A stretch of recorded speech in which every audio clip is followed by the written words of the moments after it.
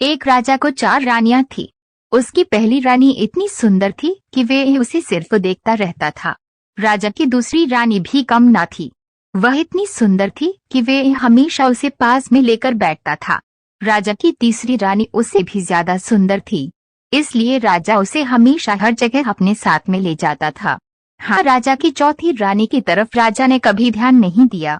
न उससे प्यार से बातें करता था, न उसे कहीं लेकर जाता था। राजा इस चौथी रानी को हमेशा इग्नोर करता था। समय बीता, राजा बूढ़ा हो गया और वह समय भी आ गया जब राजा अपनी आखिरी सांसें गिन रहा था। अपने आखिरी समय में राजा ने अपने पहले रानी को अपने पास बुलाया और पूछा कि क्या वह उसके साथ मरने के बाद भी जाएगी। रानी ने साफ साफ मना कर दिया और कहा वह राजा के साथ कहीं नहीं जाने वाली। राजा को बड़ा दुख हुआ। फिर राजा ने दूसरी रानी को अपने पास बुलाकर यही सवाल किया। दूसरी रानी ने राजा से कहा कि वह शमशान तक उसके साथ जाएगी, उससे आगे नहीं। राजा को अपनी तीसरी रानी से बड़ी आस थी। उसने तीसरी रानी को भी जब यही सवाल किया तो तीसरी रानी ने कहा कि वह राजा के मरने के बाद किसी और के साथ चली जाएगी।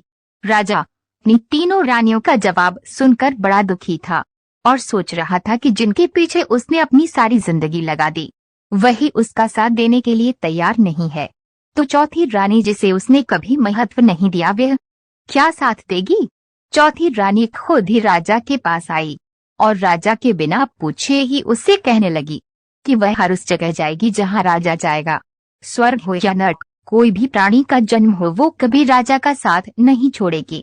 अपनी चौथी रानी का जवाब सुनकर राजा की आंखों से आनंद के आंसू आ गए और उसने खुशी खुशी अपने प्राण त्याग दिए। दोस्तों, कौन था वो राजा? कौन थी वो 3 रानियां जिन्होंने राजा को आखिरी समय में ठुकरा दिया? और कौन थी वह चौथी रानी जिसने इतना ठुकराए जाने के बाद भी राजा का साथ अंतिम समय तक दिया? राजा कोई और नहीं, हम स्वयं है। पहली रानी हमारा शरीर है जो मृत्यु होते ही हमारा साथ छोड़ देता है।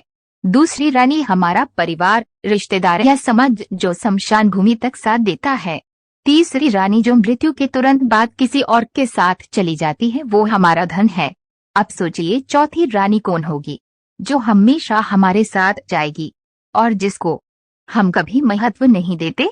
वो रानी है सद्भावना और निस्वार्थ भाव से किए गए पुण्य